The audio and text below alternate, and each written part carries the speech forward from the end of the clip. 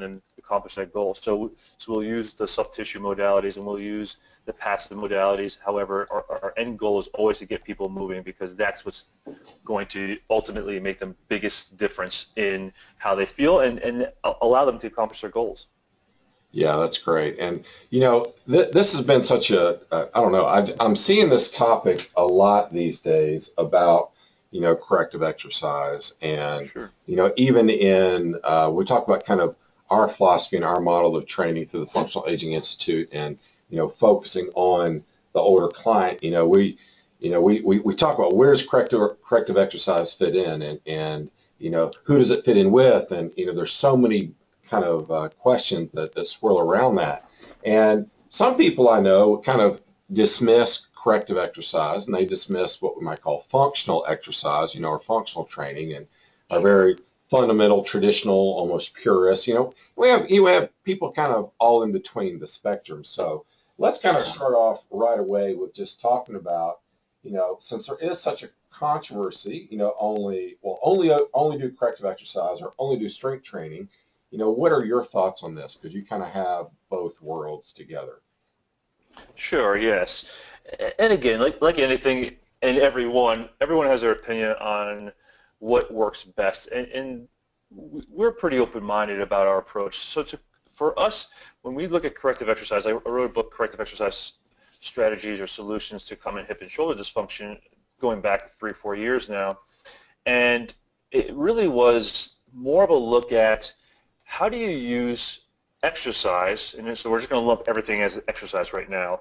How do you use exercise to help individuals develop more optimal posture and therefore movement? So to us, corrective exercise is more of an approach than a bunch of exercises, because I think what's happened in the industry, as I've observed it over the last few years, and I think this is where it gets the bad rap, is people are looking at corrective exercise as, oh, you do these exercises, they're usually remedial exercises, like basic things on the floor, basic small movements, or with low resistance, and or foam rolling, things like that, and they're going to correct either your posture, or they're going to correct your movement, or they're going to get you out of pain, or improve range of motion, whatever outcome you're looking for, and then you go do your quote-unquote real training.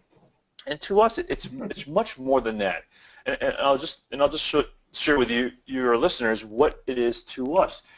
When I say it's an approach, what we're looking at when we look at an individual, we're looking at them as a holistic individual, and we see their posture, we see their movement, and each individual has a strategy for how they live inside their body. And what I mean by that is there's certain messages that the brain is sending the body. This is how you're going to stand. This is how you're going to sit. This is how you're going to exercise. This is how you're going to walk, and so forth. So each individual has a strategy for how they live their life, how they function inside their body. How we look at the body is we're going to look at specific things. We're going to look at posture, and our goal with corrective exercise per se is not to change postures, not to make them look picture perfect, or to create this optimal posture. Our goal is not to create perfect movement patterns. What we're looking to do, however, is we're looking to use exercise as a modality to help people improve their strategy, because what's happening to our clients, and we're talking about the mature and aging adult, and when we look at the mature and aging adult, we're really looking at a lifetime of habits they develop because of injuries, surgery, trauma, emotions, exercises they've done, maybe they haven't exercised, disabilities, things like that. All these things have come together across our lifetime to create a specific strategy inside our bodies for posture, for sitting, for moving, as I discussed. What we're looking to do is look where clients are developing or have developed non-optimal strategies for posture, for movement, and help them develop more optimal strategies.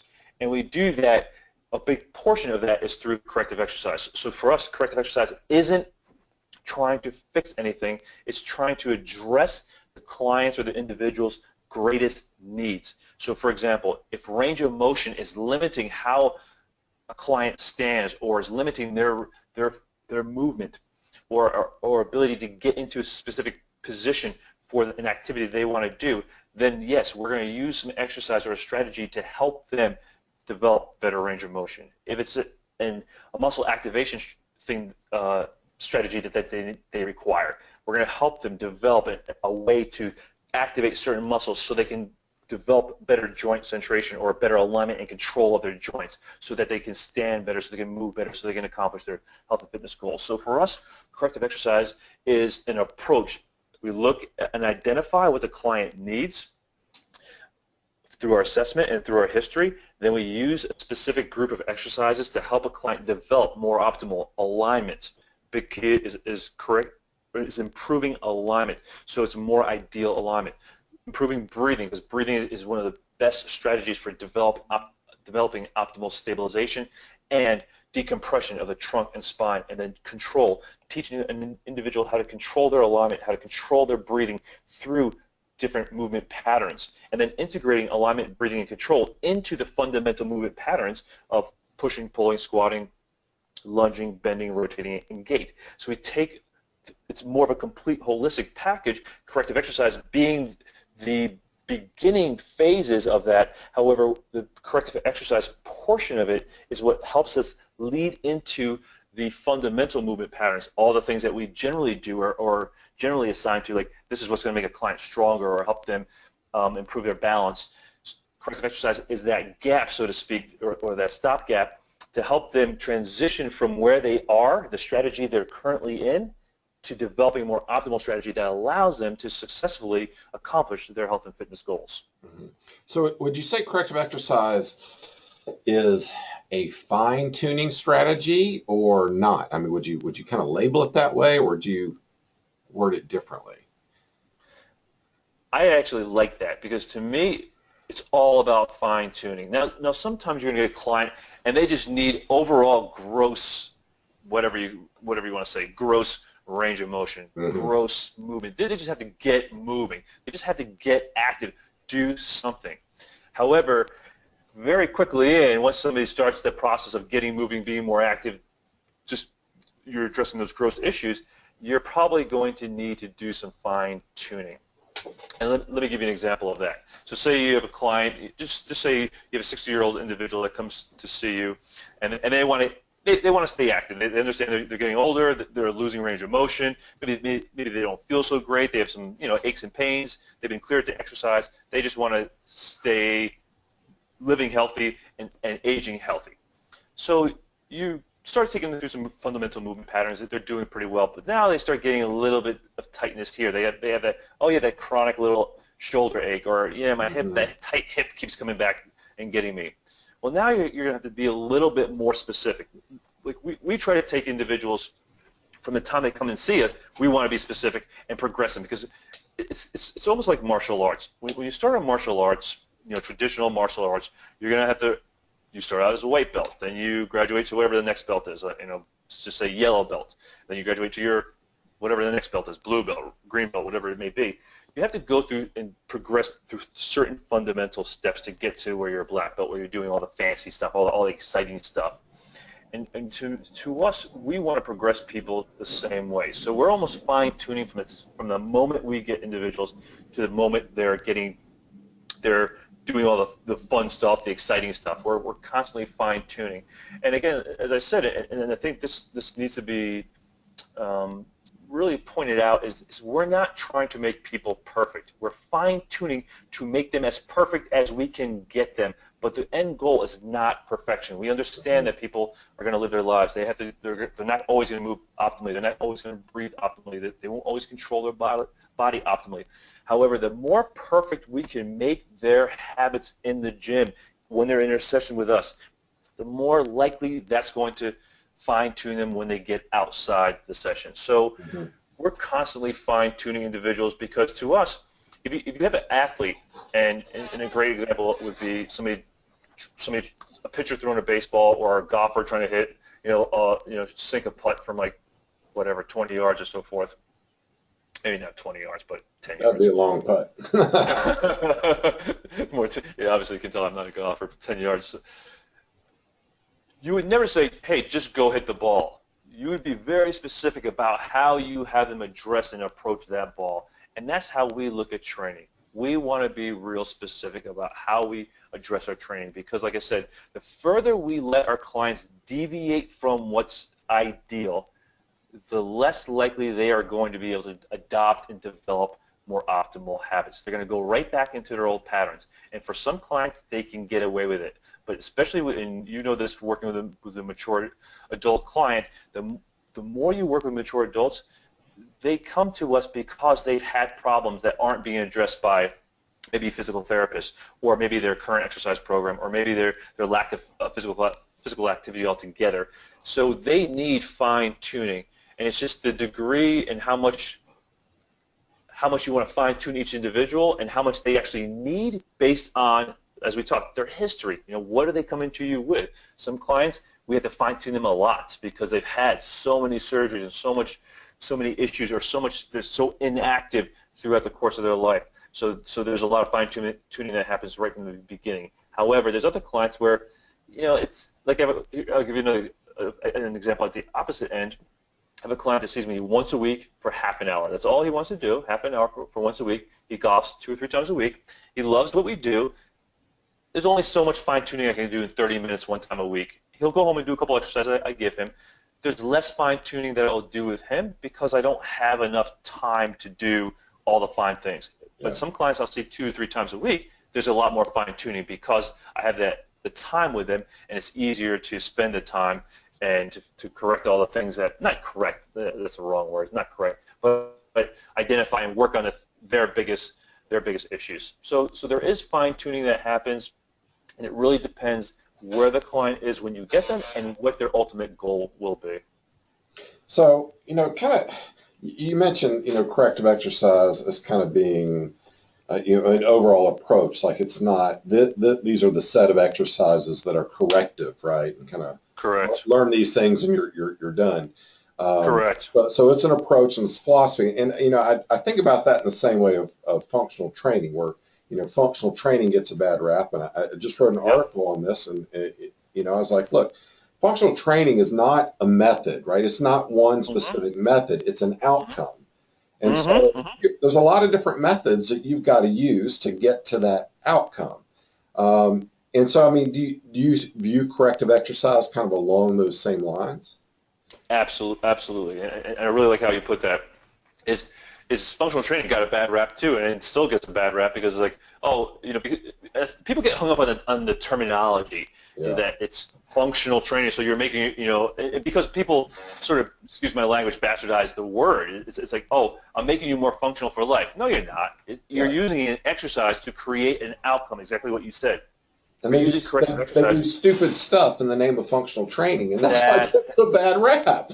That's exactly right. And corrective exercise has gone the same way. They're just doing a bunch of basic exercises saying it's going to correct your posture or correct your movement. No. It's an approach that helps you establish more optimal habits. Then functional training is another approach that allows you to get closer to your functional goals, whatever your functional goals may be. It's not a series of exercises that all of a sudden you do functional training and all of a sudden you're more functional. No, if the exercises are designed appropriately to address your needs, then yes, you will be more functional as an outcome of using functional training and or corrective exercise. And that's exactly, you know, I like how you put that corrective exercise is an approach to create a functional outcome. Functional training is an approach to create a functional outcome. It's just what people have done with these terms in the industry that give them the bad rap. Right, exactly. And so what you have to know is of what do you need to do in order to get to that outcome, and that's where people really going to go astray in the whole, you know, functional approach. That's exactly right. And one more point around that, Cody, I think you brought up a great point, is you have to know what ideal is. There's an ideal joint alignment for every joint in the body. There's an ideal movement pattern for every joint in the body, and for certain specific, you know, movements like a squat.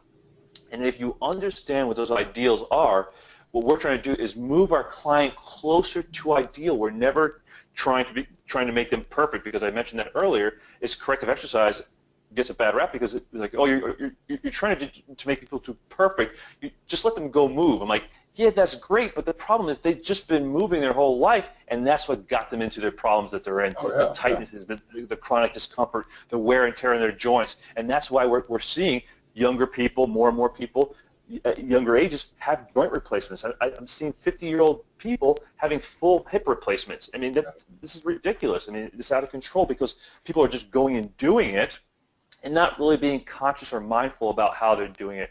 All we're trying to say is understand what optimal functional anatomy is, what alignment is, what biomechanics are required of a joint, so that way you can help someone get closer to ideal. And we're trying to make people perfect, but we understand, we're realistic that nobody will ever be perfect. We just want to make them as perfect as they can be with how they show up to their session, with how they are in their own body. Because if somebody comes to me and they have significant spinal stenosis or degenerative joint disease, I'm not going to change that. However, I'm going to do my best to optimize how their body is functioning. And to me and to us, that's what corrective exercise will allow us to do. And then we progress them into functional training, and that's what allows them to, again, get to the point where they can actually accomplish their health and fitness goals. Mm-hmm. All right, so I'm a rather visual person. I like to kind of be able to visualize it in my mind, what I'm talking about. And we've talked about, the FAI approach and the model we use, and how that's, I call it the macro level approach, kind of the big picture, right? So if for older adults to really function well, there's certain domains of function we've got to address. Like we've got to address the balance domain, the neuromuscular domain, the mobility domain, the cognitive emotional. There's these different domains, and so corrective exercise, as we said, kind of fits into that because it's now more of that fine-tuning micro level approach. Give us a little bit more of kind of flesh on this thing, and what are kind of those areas or domains or whatnot within corrective exercise that you say kind of like these are the big rocks of corrective exercise? Yeah. For us, it's basically around the three principles that we developed. So we developed the integrated movement system to really look at how do we address individuals on a more micro level, as you're talking about, and how do we make it so that it's transferable across systems or across methods. So if you're a Pilates instructor or a yoga or a functional trainer or you want to work with the baby boomer senior population, how can you use these principles? So there's three principles that we identify with, and this really forms the foundation of our corrective exercise approach. The first one is alignment. We're really looking to improve alignment because the biggest thing that creates degenerative joint disease is non-optimal alignment, and there's another component that we'll talk about in a minute. But when the joint is not aligned, you are going to start putting wear and tear in the joint. And that's really when our seniors, mature clients come to us and they have worn out their joints, it's because their joint has not been well aligned, or maybe it's aligned but it's overcompressed. And we'll talk about that in a second, a different category.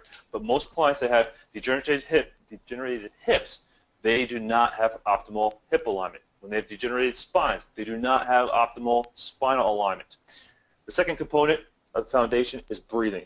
Most of our clients, and we all know this, that they do not breathe well. And it's not just about relaxation. I mean, that's a very important component of breathing, but it's much more than that. It's also about what breathing does is it stabilizes the rib cage and also stabilizes the pelvis. So it creates the optimal intra-abdominal and intrathoracic pressure that allows us to be stable without having to overuse the muscle system just for stability. Because what a lot of our clients have done is they've altered their breathing strategy, which requires your nervous system to have to compensate, and it will do that by gripping muscles down, by tightening muscles, by creating joint stiffness, by using the myofascial system too much to create stability that's not coming internally. So breathing is one of the fundamental things that we use to get mobility, even in our mature clients, and recognizing that some of our mature clients, they're pretty stiff and they're going to stay pretty stiff. However, if we can improve their breathing,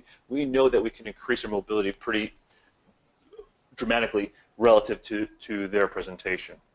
And finally, we align them, breathe them, and then teach them how to control. And joint alignment and control go together. You have to have the right amount of control, because we have clients that have non-optimal control, like the valgus knee, for example. Everybody can identify with that. Somebody squats and they go into a valgus knee position, and that will, like we talked about, will put a lot of wear and tear in your joint, and sooner or later wear out your joint, and you'll need a knee replacement.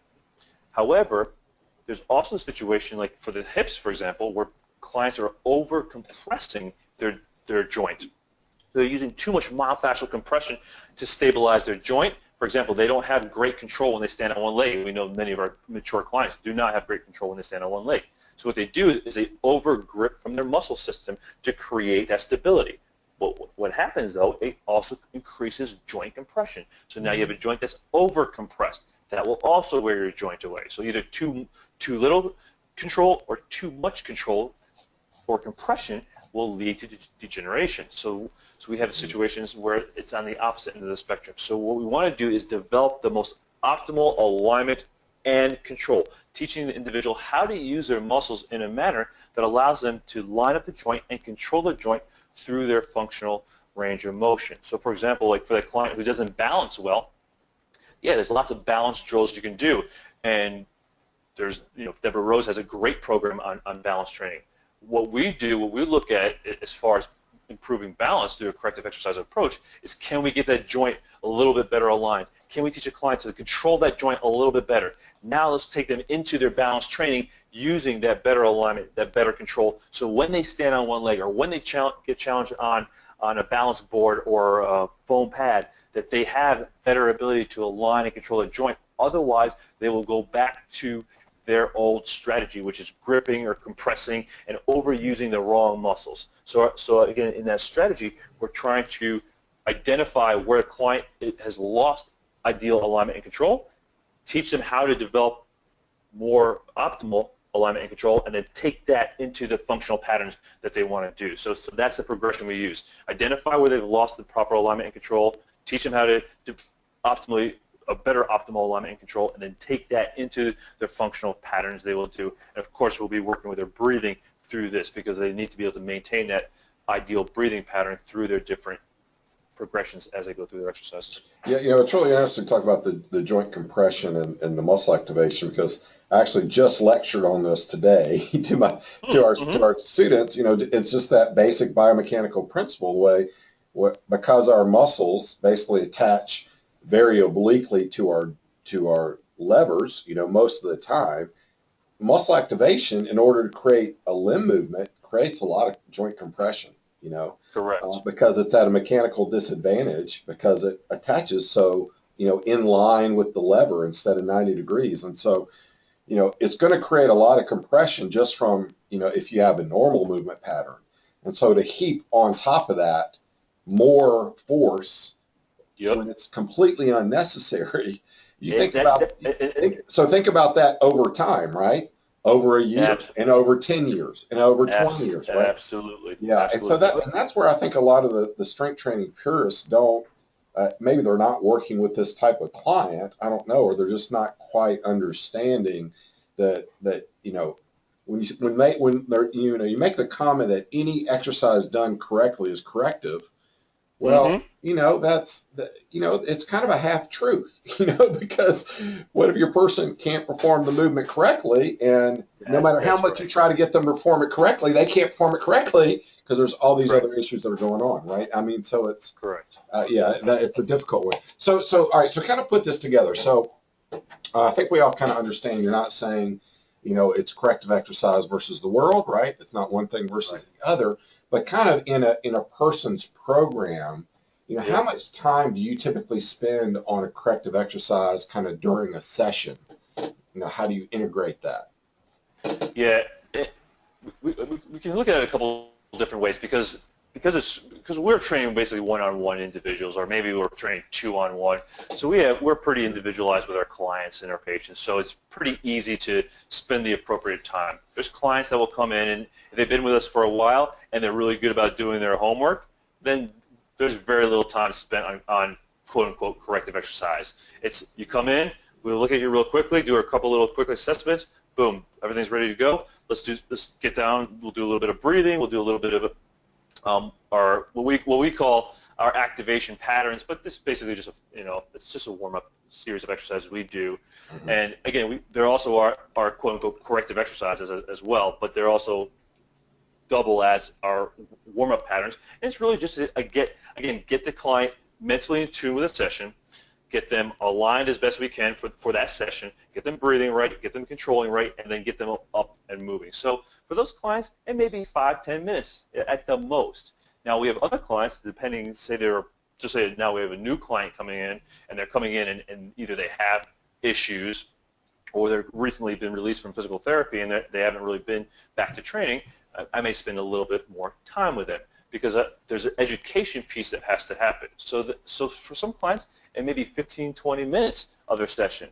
Because the thing is, I think trainers get sort of hung up on like, wow, okay, I got 60 minutes of a session, and if I spend 15, 20 minutes on what we'll just call it corrective exercise, then we don't have enough time. I'm like, how much time do you really need to kick somebody's butt in a session? You can kick their butt pretty quickly. You don't need 60 minutes to kick their butt. If you keep them moving and you keep them doing circuits with good form and you're working to a good intensity, you don't need 60 minutes to kick their butt. However, the time you spend on getting them better aligned, better connected, educating them will work wonders in allowing them to progress. So there's some clients that are fit in that realm. And then there's the clients that they got a lot of issues. So a good portion of the session is just spent doing corrective exercise. But again, most trainers are not going to be spending the whole entire session doing quote-unquote corrective exercises. They're going to do much more training. However, I think what happens is, and where I think trainers tend to, we tend to fall short is clients come in and they want to train hard. However, with our approach, what we're really trying to stress to individuals is we want to get your body ready to train hard. And if you're not moving properly, if you're not aligning yourself properly, if you're not breathing properly, your body's not set up to move more intensely. And if we allow you to do that, we're becoming part of the problem, not part of the solution.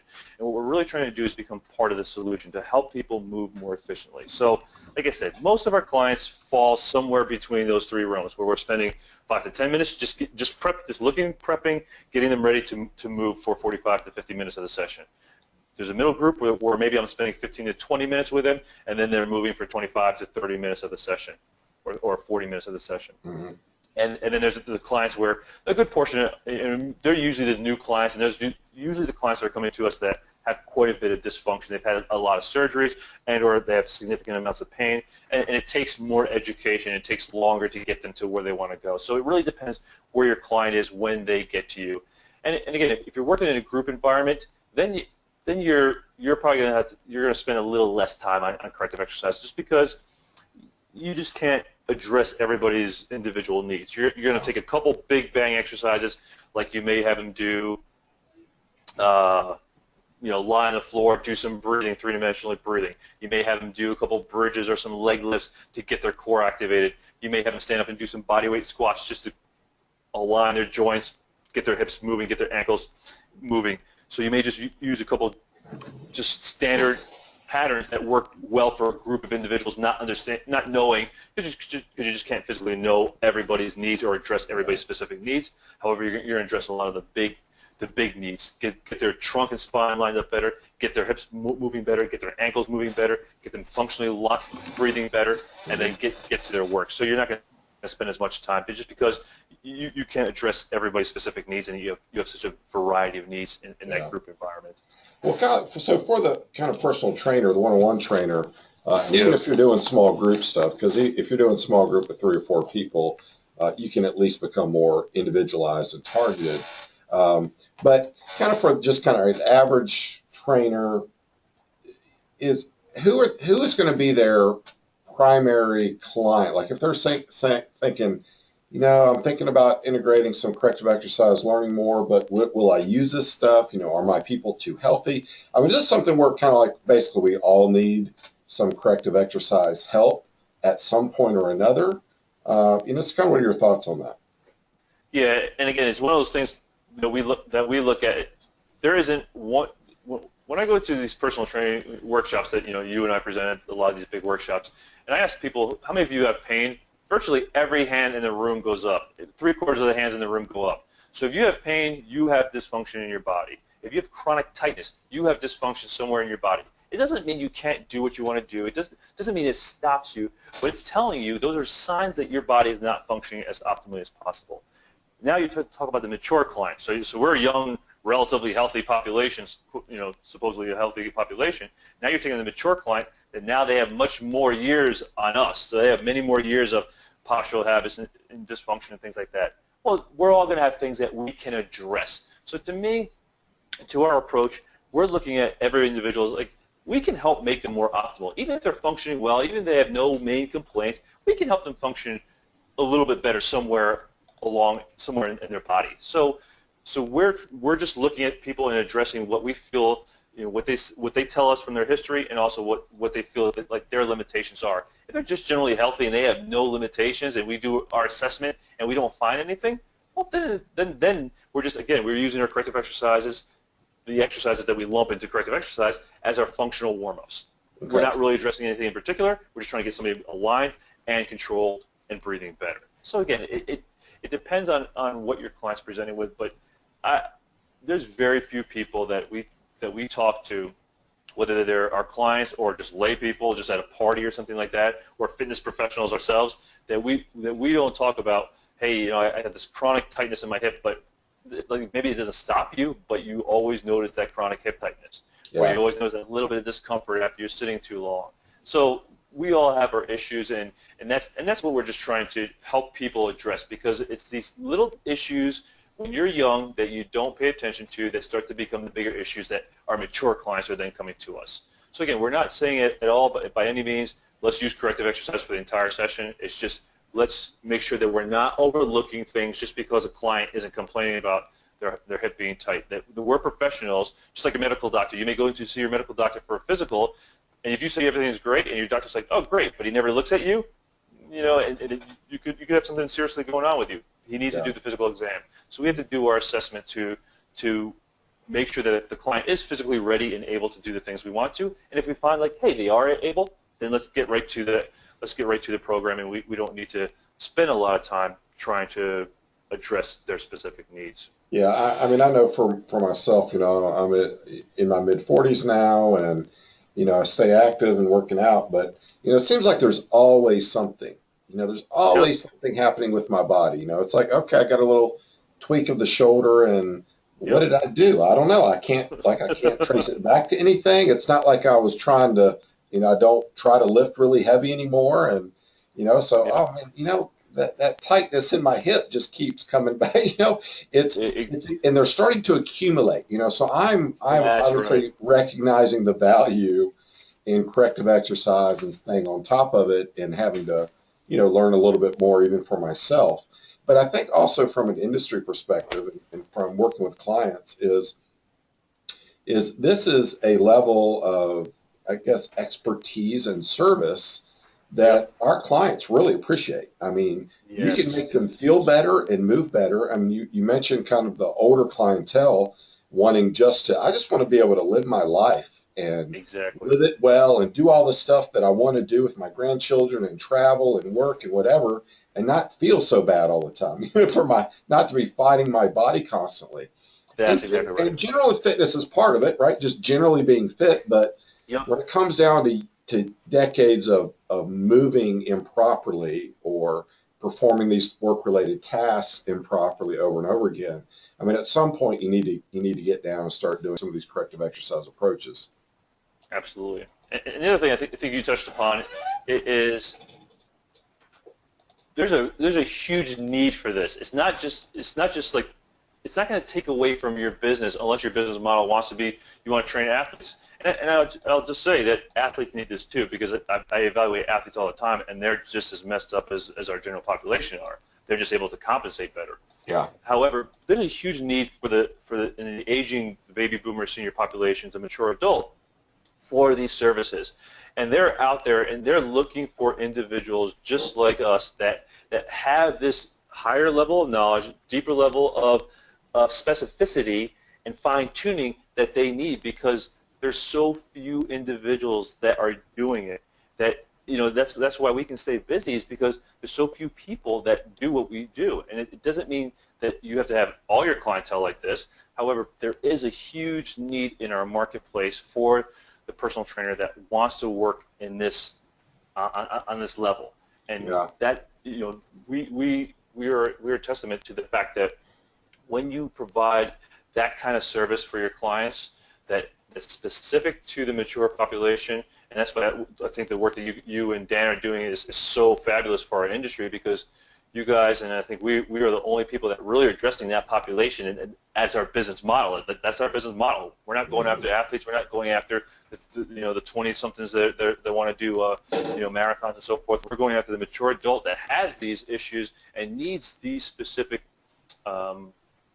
lifestyle changes to allow them to live healthy lifestyles, because as you guys mentioned, as we mentioned, these are the largest growing population or segments of our population are the mature and senior adult, and they truly need, and they appreciate and will pay for, since they spend the most amount of dollars, fitness dollars, they will pay for individuals that have and are able to address these specific issues. Yeah, yeah. And somebody asked a fair question here, and I do think it's a fair question. He's like, well, what about the kind of the clients that really don't, I guess, appreciate the time and attention, of this approach, that are kind of like, all right, can we get on with it, kind of thing. So he's asking kind of about retention, kind of, what's the best way to really get through to those clients? Yes. So that we have that same exact challenge. I mean, there's still people that have specific issues or many issues, significant issues, and come to us, and they still like, hey, when can I just get back to the training? So we 100% resonate with that question. It's a really great question. And there's a couple ways. There's two ways I'll answer it. Number one is it really comes down to education. You really have to educate clients as to why they're having these issues, and what these issues have to do, or why they're being limited by their issues, by their tightness, by their discomfort, by their muscle weakness, whatever it may be. And that's the specific why you're addressing this so specifically. And the analogy we use a lot is to talk about like a professional athlete, because everybody's like, oh, I want to train athletes, I want to train like an athlete. But do you understand how much time an athlete actually trains and how many people they actually see in the course of a week? So for example, my buddy trains athletes down in Houston, and he spends 2 hours a day with them every single day, 5 days a week. They're getting soft tissue work. They're seeing a chiropractor. They're seeing a physical therapist. They're getting some kind of activation work. Then they're also doing their training.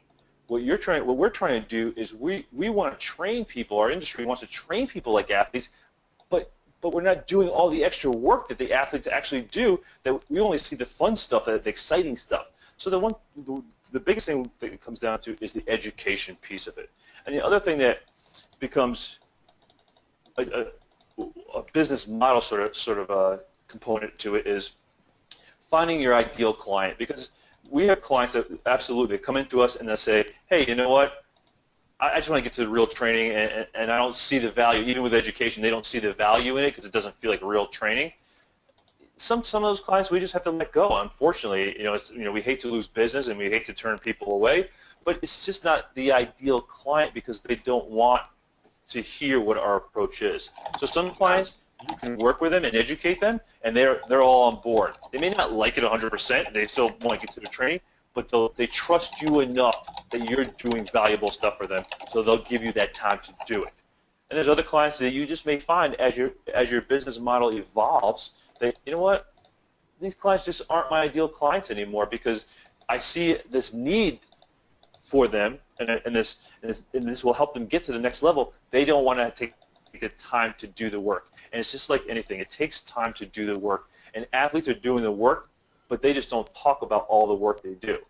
Dara Torres, for example, wrote an article that she spends $100,000 a year taking care of her body because she's spending it on trainers, chiropractors, physical therapists, massage therapists to keep her body being able to train at that level. Our clients sort of deserve the same. However, I'm not saying they have to spend $100,000 a year. I'm just saying that the corrective exercise is that component for your client. If you're just training them, there's a whole component that's missing for a lot of our mature clients. And it is a challenge because people see all the fun stuff and they want to do that fun stuff. So again, education, and also just see, as you evolve, as your business evolves, you may find that you're attracting and wanting to work with a different population, and that's where all your energy will go towards, attracting those people. So let me ask you, a couple people asked about, assessments, like, Mm-hmm. what are you using to assess it? Like, are you using the FMS type screen, and, are you using other types of assessments? And, so kind of in general, I know you can't go into everything, but in general, how are Sure. you assessing these clients to determine what correctives need to be done?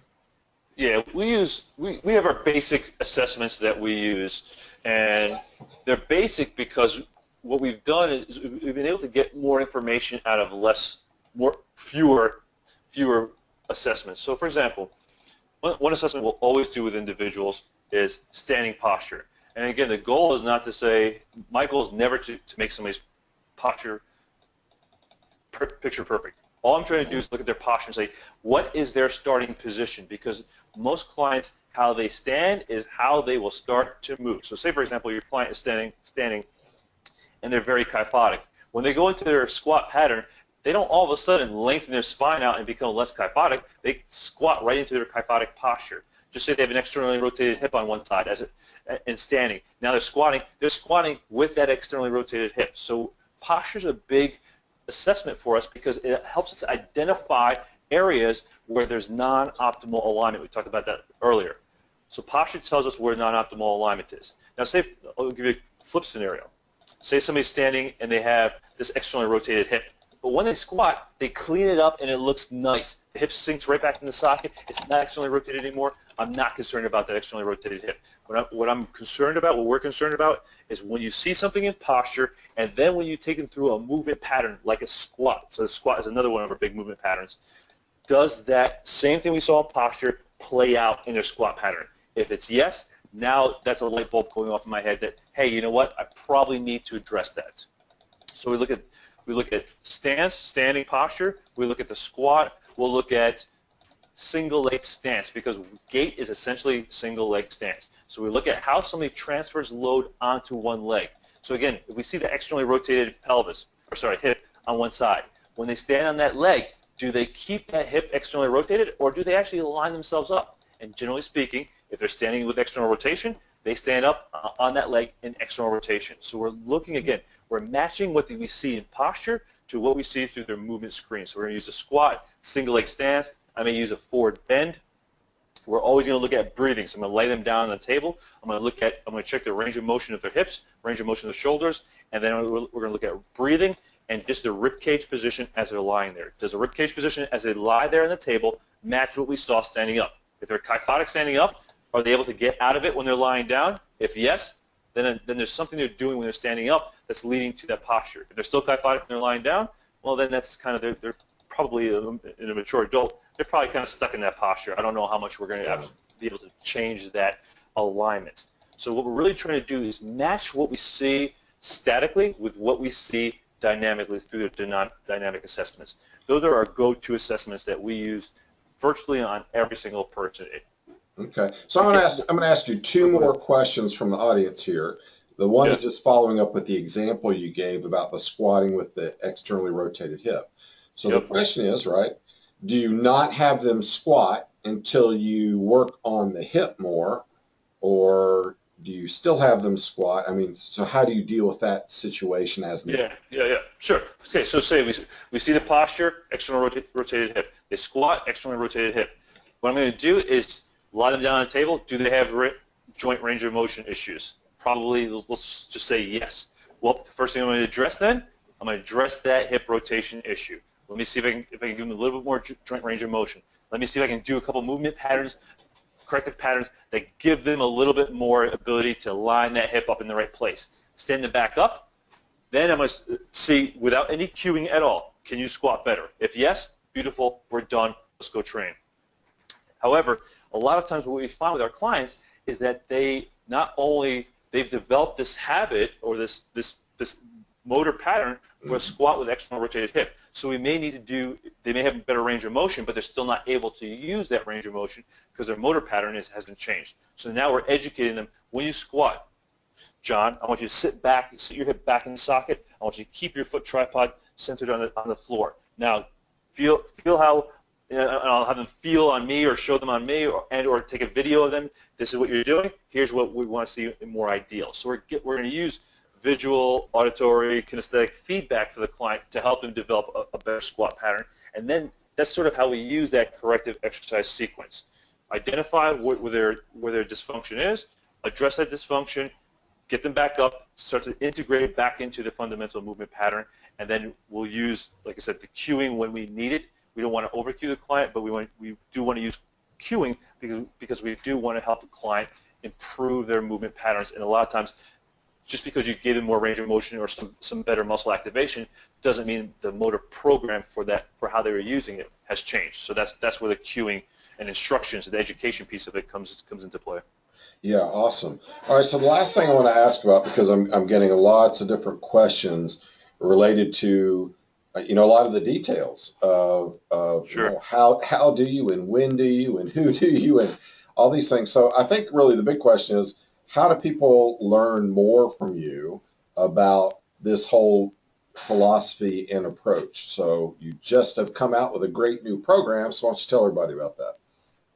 So yeah, so we just created a program. It's called the Integrative Corrective Exercise Approach, and basically it's a 100% online video program. So it basically goes through everything that we just talked about. How do you look at the body? First of all, it goes through the functional anatomy and the biomechanics, because like I said earlier, you have to understand what optimal is so that you can identify what non-optimal is. So it's important. So that's the importance of education. It's not to know all the muscles and know all the attachments and know all the biomechanics. It's so that you understand that there is an optimal place as we know it today. So you can know what the optimal is and then be able to then go identify it. So we go through a series of videos. We have probably over 100 videos in this online program where we go through how do you look at posture, how do you look at the alignment of the lower extremity, how do you look at the position of the shoulder, how do you look at it through motion? Like, what should it look like when you actually move your shoulder or move your hip or squat down? So we go through all that so you can identify where non-optimal patterns exist. Then we go through the corrective exercise approach that we use. How do you release tight muscles? We use a concept called mindful release, where we really get the nervous system involved with releasing tight muscles. Then we go through activation, where we teach somebody how to activate the deep muscles in their body to help preserve and create more optimal joint alignment. How do we create that three-dimensional breathing? And then how do we integrate these components, the alignment, the breathing, control, into the fundamental movement patterns? So how do you teach somebody how to squat, lunge, bend, rotate, go through their core exercises with more optimal alignment, breathing, and control? So the integrative corrective exercise approach, we just released it a couple weeks ago, and it actually it sort of blew me away, like how many people really had great things to say about it. So as far as an online do-it-yourself at your own pace, the nice thing what we tried to do with this was create small segments of videos. So it's not a big chunk, hours of videos at one time. I think the longest video may be like 15 minutes, so you can watch it at a very leisurely pace and really absorb the information, and I give you plenty of examples of how to use this approach with your clients. Yeah, we've talked before about just how much or how well kind of your approach really fits in with what we do in the functional aging specialists. And so for all of you guys that are listening, if you've done the functional aging specialist certification to be able to work with the 50 plus population, and you're kind of looking, all right, what am I going to do next? I really would encourage you to look at Evan's program and really consider it. And in fact, all of you are going to get an email from us after the webinar. I don't know how quickly it'll go out, but we'll give you the link to that so you know exactly where to go and you can look it up and you can find out more about it. Also, too, is I'm putting my email address out there for you, seniorfitsolutions@yahoo.com. So if you have any specific questions related to especially working with the mature population, be sure to email me and I'll try to get back with you. So, Dr. Osar, thank you so much for sharing some great information. I appreciate it. Thank you so much for giving me the opportunity, Cody, and I want to thank all your participants for all your great questions, for being with us this afternoon, because I know everybody's real busy. It was a pleasure. I love talking about this subject, and hopefully this help make some sense of this often confusing topic, and hopefully we'll see some of you guys take this on because, like I said, and I know you and Dan talk about this all the time, that there's so many clients that need what you guys have to offer. There's so many mature clients that are struggling to achieve a healthy lifestyle that need what you guys have to offer. So there's plenty of opportunity out there for all of us to be successful. And if I can help you, please reach out to us at Fitness Education Seminars. We're happy to help you along the process as well. All right, thank you. Maybe we'll have you on a little bit later on and even dive into this in a little more detail. So appreciate it. Absolutely. We'd Thanks for love all you attendees. Guys, take care. Thanks so much.